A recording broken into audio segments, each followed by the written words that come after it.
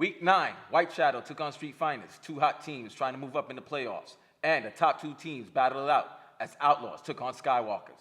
Find out this and more on the Eff Zone.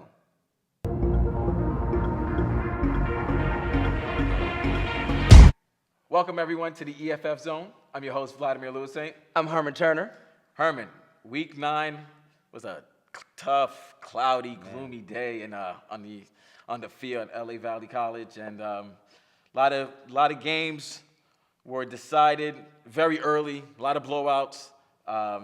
Defenses once again reigned supreme.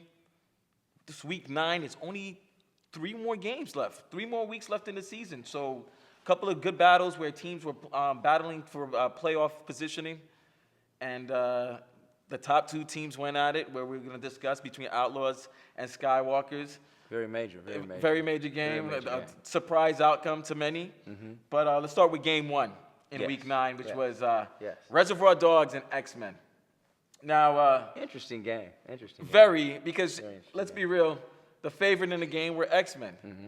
Going into the game, X-Men were favorite. They had a great victory last week over Skywalkers. Yes. Seemed like they were all in sync. They were in tune. They were ready to make that run that they always do. It's almost like their MO. It's like every year, X-Men make a run in the second half where they surprise teams, pull up some upsets. But not in Week 9. Reservoir Dogs. Quarterback is the key to this Week 9. We have to address the issue. Quarterback can't, we have 5 interceptions, I believe, by Chico. Quarterback of X-Men, threw 5 interceptions. Not his week. Pick 6. Team not all there from what I've seen. Team were coming in late. That's major towards the end of the year. And that doesn't help. That especially when you have, after having the momentum from last week. Momentum week to week, and they seemed like they had everything good, and they've been in so many battles throughout the season. But like you said, the turnovers were very costly, and they allowed Reservoir Dogs, who, let's be real, they've been almost the doormat of the league. They were tied, and they were in 10th. They were trying to battle for the last place, but they played very well. I mean, the defense, I don't know, X-Men's defense let Neil run in for a touchdown. Not to take anything away from Neil Rodriguez, but, Neil's not what you would say one of the more mobile quarterbacks. I understand what you're saying. But it happened. Has better arm than Will's. Yeah, but and their players, T-Squared, he made great plays, a great catch when Casanova thought he had an interception, and he slipped and he caught the ball on the ground. Reservoir Dogs, they played very well. They were talking smack. They were letting X-Men know that they're getting that work, and X-Men got that work, and they lost 20-0, and really cost them in the playoff positioning, because now these teams are moving up for them, and they have a big contest next week against Demolition Crew. So X-Men's 3-5-1 right now. Reservoir Dogs with that victory is 2-7. So tough game for X-Men. They got to battle and get this thing back together, and then we'll see next week. But what do you think type of play you think they're going to bring next week? Let's be honest. We're getting close to the playoffs. I know I like to know. I know the viewers out there would like to know. How does it really look for the host team of the league going into the playoffs and getting close to the end of the league? Honestly, I think X-Men. This is the game. Well, if you really think about the game between Demolition Crew, it's so much storylines that you go back from the beginning of the season with remember the big trade, or the big roster moves that happened. Exactly. And now you add the little caveat that it's for playoff positioning, because with a win by Demolition Crew, they will tie X-Men. I think this is a game where X-Men looks at it, this is their playoff march right now. Like, this is their playoff march. Every game from now until the postseason is a playoff game. They seem to respond always after dire situations. I expect a way better game from Chico. I don't expect him to throw 5 interceptions again. I don't expect that. And I expect a better effort from him on defense, but you can't take nothing away from Demolition Crew. They're always there. So, and we'll talk about their game later. But it's going to be a great battle next week, and it's going to be very intense, and playoff positioning is definitely going to be on the line. So I expect a better effort from X-Men. So I guess the future will tell us what will be the fate of the X-Men. X-Men season, huh? Yeah, I think next week really tells you everything. Week 10's battle between Demolition Crew They beat them week 1, but that was when they had Detroit on the team and Johnny. Now they're on the other side. You know, it's gonna be very interesting. Quite interesting game. Quite Very interesting game. So we shall see in the future. We'll do. We will.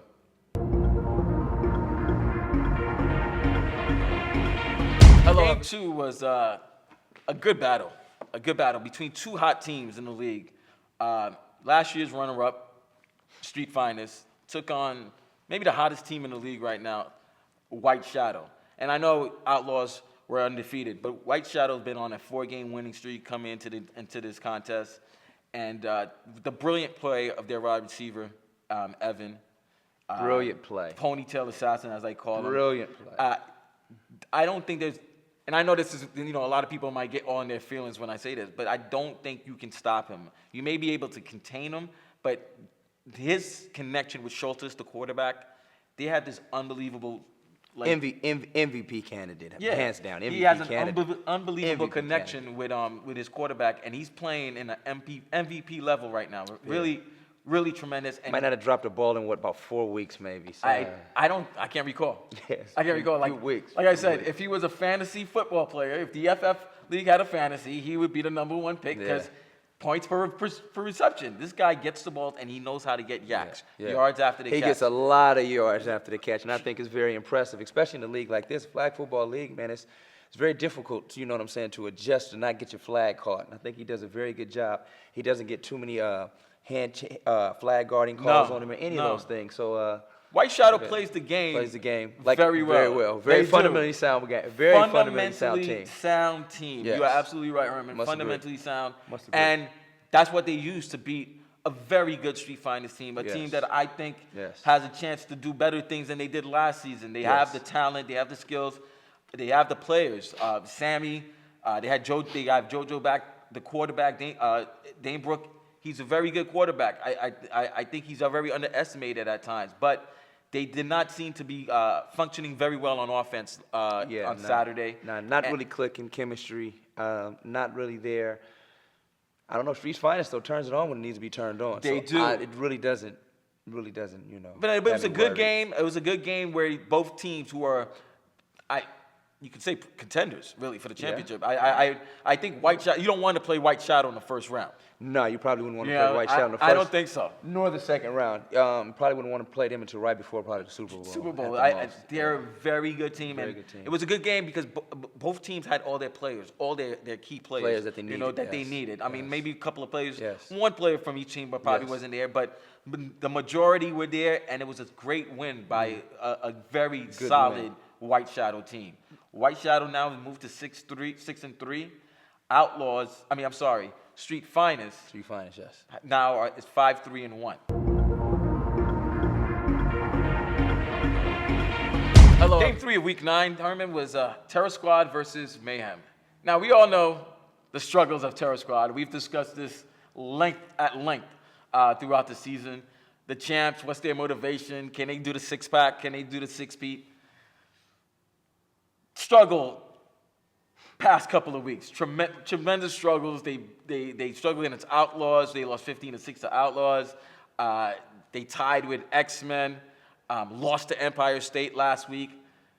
They took on a Mayhem team who's a little scrappy team. You gotta, they have a lot of heart, but there's chicken soup for the soul games, and this was a chicken soup for the soul game. Whatever was ailing Terror Squad, sure was cured by playing Mayhem, because Tuesday was finally playing like the Tuesday we've known, and which was weird because it was a windy, cool day on the field, and you saw a lot of passes that were kind of underthrown, not getting to the receivers. But Tuesday was able to find his receivers, find Torrey, he found Desmond, he found number 81, and 27-0. They really, and the defense, who played solid all year, Courtney, Wolf, Keith, all those guys. They played a great game and just beat down Mayhem, but they were expected to do that, to be honest. Super Bowl champs, man. Super Bowl champs. 5 times. 5 times. Where's Dre? I know I didn't see Dre this week. Did you see Dre? No, I didn't see Dre. I haven't seen Dre the last couple of weeks. Like I said, when Tuesday's clicking, get a little chemistry going with his receivers. We'll look forward to next week to see if we can get a little challenge. Let me ask you this. Terror Squad.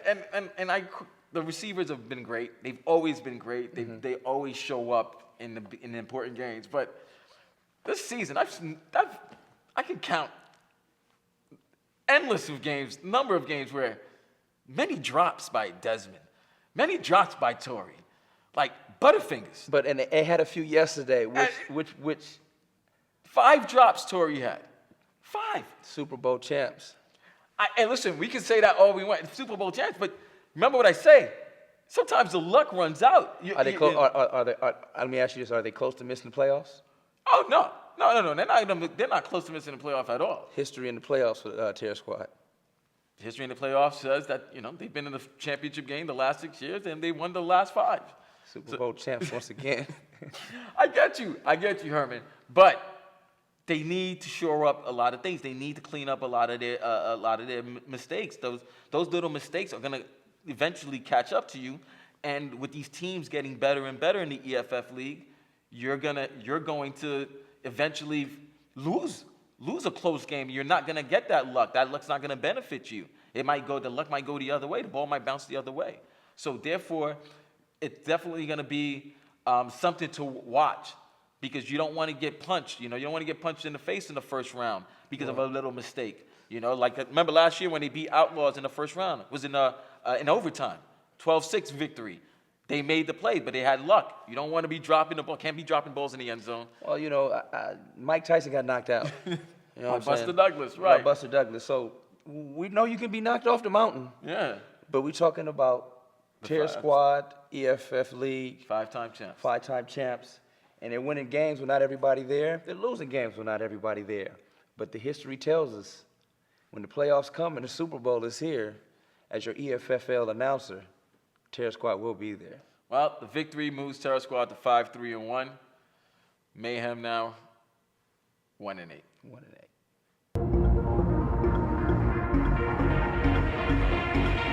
Hello. Game 4 of Week 9, Herman, was the game of the week.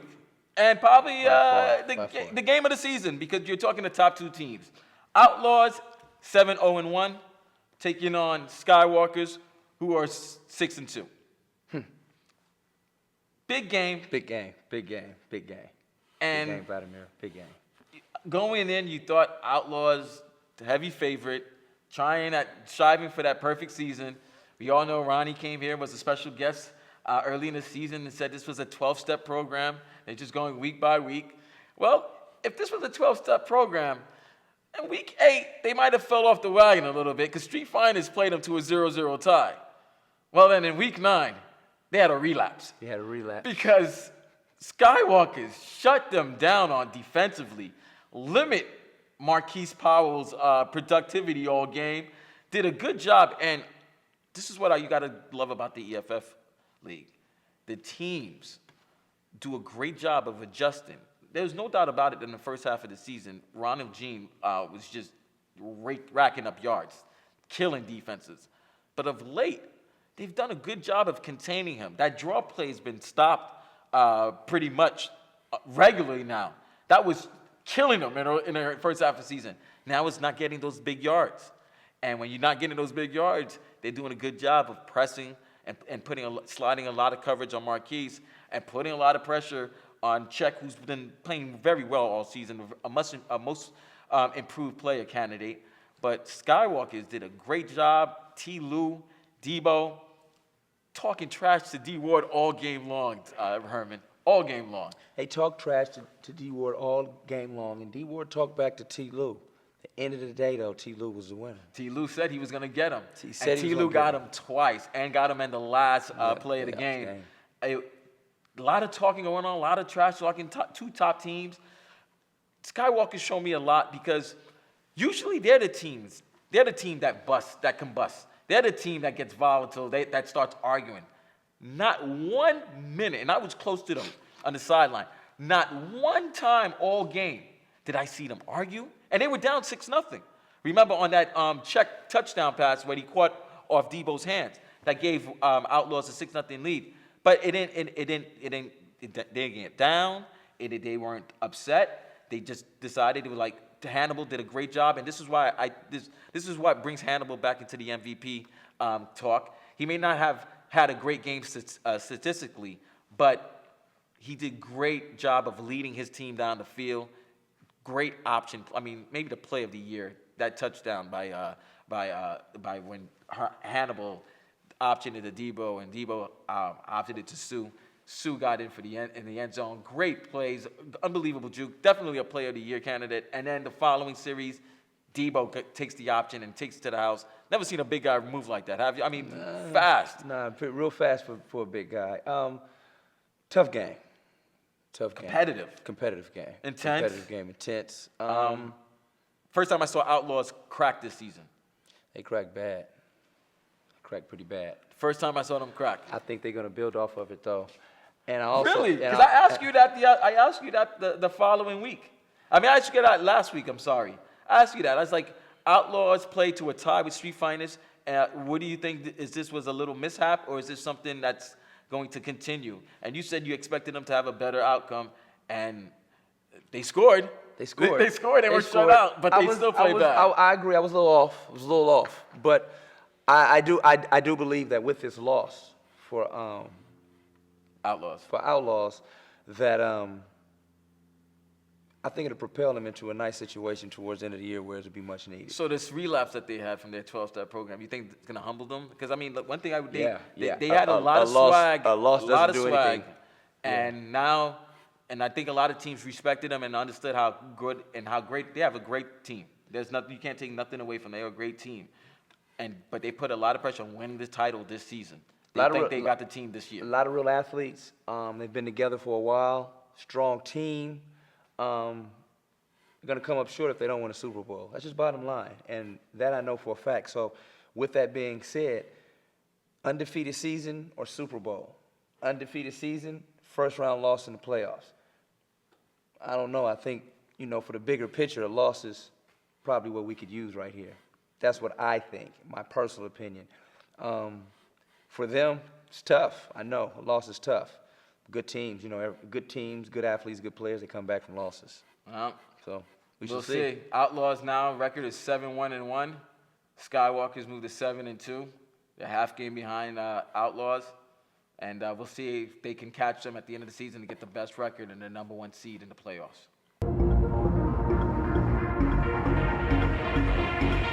Final game of Week 9 was Empire State versus Demolition Crew. Empire State, coming off their great victory over Terror Squad in Week 8, was finally getting their rhythm back. They got their confidence back. You could see that win really propelled them, got their swag, you could say, getting their important players back, getting Brent back. There was a full squad. Took on a Demolition Crew team that's still trying to find their identity, as we said last week. And it was a highly contested game. We're laughing only because trash talking was taken to another level. And that was real entertaining. But the quietest people sometimes get upset, and and that's why his name is Hulk. Yeah, Baby Hulk. Baby Hulk. He went from Bill Bixby to Baby Hulk. He went from Billy Bixby. Huh? From Billy Bixby. I went from David Banner to the Hulk in an instant, and. You don't want to see me when I get angry. You don't want to see me when I get angry. And he did. And here's the thing, he was getting upset with Tracy, the captain of Empire State. And if you know Tracy likes to run his mouth, and he likes to get into other teams' head. And he did just that with Baby Hulk. Demolition Crew, his teammates tried to tell him, calm down, this is what they do. Which was funny because before the game, they were all, fraternizing with each other on the sideline, all, talking to each other before the game. Second half. And then all of a sudden, boom, it just game starts. Did you see his eyelids kind of turn green, and then they calmed him down? He started hulking up, man. Yeah, I see his shirt kind of ripped a little bit. Their jersey number went from 51 to 5'11". I was going to get in my car and just go and leave. But no, it was an entertaining game. Empire State really stepped it up. did what they needed to do. You know what I'm saying? A lot of big runs. Brent had some big runs. Schmitty was finding his receivers. Smitty does a great job, man. He does a great job. He controls that team real well. Yeah, real and well. you know, if he continues not the greatest arm as far as, you know, decision makers, No. but I think as a quarterback, man, you know, thoroughly, he really fits the mold of a good quarterback to lead a team. And that's why I've said him Yeah. and Hannibal have probably been the two best quarterbacks so far this season. Yes, Not because of their numbers that they've put. They've had games where they put great numbers, but in some of the games where they struggled, they've done enough and what needed to lead be the done ship. to lead the ship. And Exactly, Smitty's done that a exactly, lot exactly. and kept Empire agree. State in I many agree. games. And big victory by Empire State. I don't know about Demolition Crew. They had that big battle against against X-Men, in Week 10. We have to be real. It's called putting the team together. You know what I'm saying? It's called Baby, I'm Back. You know what I'm saying? You got to rework the relationship out and get the kinks out and, you know, work it out. I feel though, I'm gonna be honest with you, their play is getting better. We're gonna throw out the wins and the losses. We're gonna really just look at their play. With the acquisitions that was happening a few weeks ago with Detroit, few other guys. What you expect? You know, Druzy just put the team together just this year. You know what I'm saying? And when you look at them play, it doesn't reflect what the score is in all these games, in my personal opinion. You know what I'm saying? I think if they just keep their heads together and just stay together, use this season, use the rest of the season as a stepping point. Next season, I think they'll be all right. Now, what do you think is going to happen? Now, you asked me this question. What do you think they can do in order to beat X-Men next week? We need good quarterback play. I truthfully feel that with Baby Hawk coming out of his shell, more of that I think is a plus to the team. Okay. Kind of get the team going, you know. He's a very quiet individual, very subtle, very well-mannered individual. I like him a lot. But I think that attitude that he brought, if you notice, right after he had the outbreak, busted the shirt a little bit, the eyes turned green. We had a big run, I think, by Detroit, and we had a few little good catches. Got and the team going. He got the team going. He even moved himself to the line, which was big to me. That was a very big move. Oh, he wanted some. Very, He wanted some of you, Tracy. He wanted some of Tracy. He wanted some of you, Playboy. He wanted some of that headband and the little The black black up mask. under the little black He under wanted the some of that eyes. warrior paint. He had some of that warrior. He thought he was an ultimate Ultimate warrior. But yeah, that's neither here nor there. But when he put himself on the line like that, I thought that was very major. You know, to help the team and let guys really fill out other positions, because maybe guys are playing out of their position on that team with it being a new team. Definitely. And I think that was just use these games. You know what I'm saying? Use this time to find and see what we can do and where we could go. Because on paper, yeah, right now they look a certain way, but when you look at the team, you know, you have a big guy like Wynn. You got Wynn out there playing receiver. He had a nice catch and a nice run. Right. Got him almost about 60-something yards. That's a guy I never really seen catch a ball in almost like 3 seasons. Well, Because I know when something he was with Chico, he was playing the line. Right, something he stated, that's why he wanted to leave, because he wanted to show that he can do other things. And they used him very well. Very well. So, you know, I think, and he's a very good line player too, and he's a big body. So I just think once they utilize their team and see what weapons that they do have, guys could be the limit. Demolition Crew. Big victory for Empire State, showing now why they've always been a contender for the championship. They moved to 5-4. Demolition Crew's 2-7. Like I said, big battle in week 10.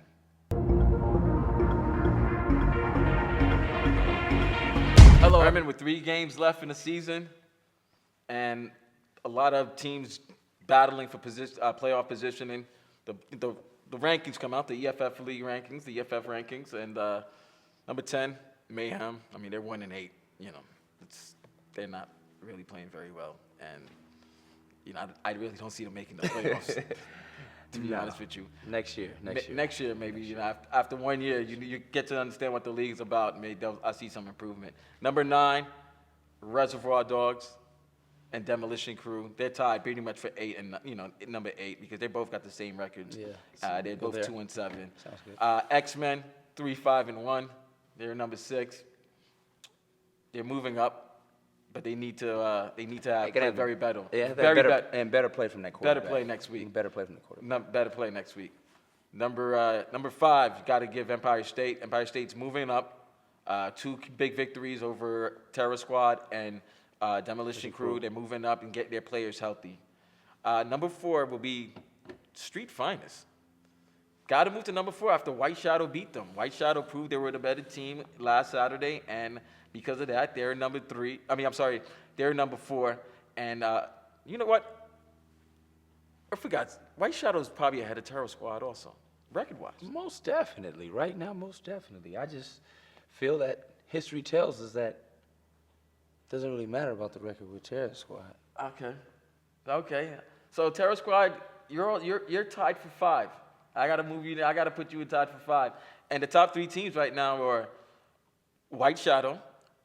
They're 6-3, and by virtue of their victory over Outlaws and them only being a half game out, you might say that that Skywalkers and Outlaws are the top, obviously the top 2 teams, but they're probably 1A and 1B. I might have to agree. Honestly, I like Outlaws a little bit better on paper.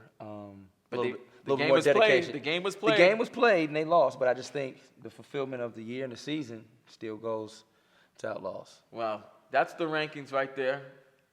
But we also have another special announcement, a special award. Skywalkers, you might have won the big game of the week, but one of your players, well, he gets the inaugural Aubrey Award. What's an Aubrey Award, you ask? Herman, an Aubrey Award is for the player or team that get all in their feelings about a certain call, a certain play. A little sensitive? A little touchy, A little touchy? A little touchy, you know what I mean? Like, why? Well, like they gotta argue, bitch and moan, as if. Hey ref! Yeah. What? What? Hey ref, he's holding. Like that. A lot of bitching and moaning. You know what I mean? Don't get all in your Sometimes feelings. they even miss the block, whining, and their quarterback gets kind of. So then you know who we get into. The inaugural Aubrey Award goes to number 74 from the Skywalkers, Haterville. Now, a.k.a. Freak Show. Okay. Now, after their big victory against Outlaws, he comes jogging to the sidelines and comes and tells me, did you see that? I'm like, what? Did you see the last play? I'm like, yeah, I saw the last play. D-Way threw an interception to T. Lou, his second of the game. He sealed the game. But did you see why he threw the interception? Oh, what? Let me guess. You put pressure on him? Yeah, talk about that on the show. Well, I'm talking about that on the show. You put pressure on him. You put pressure on him. Big How pressure. about that? Woo! Clap for him. Hey. Come on, man. Don't bitch and moan about it. Take the victory and be happy. Don't want to be in the RB zone. Don't get drakey with us. It's not worth it. But I understand you guys are competitive and it's an emotional game. But please, we see everything, we'll talk about it. We talk what's worthy and what's important in the EFF zone. I'm your host, Vladimir Lucent. And I'm Herman Turner. Thank you for watching the EFF zone. Check us out in week 10.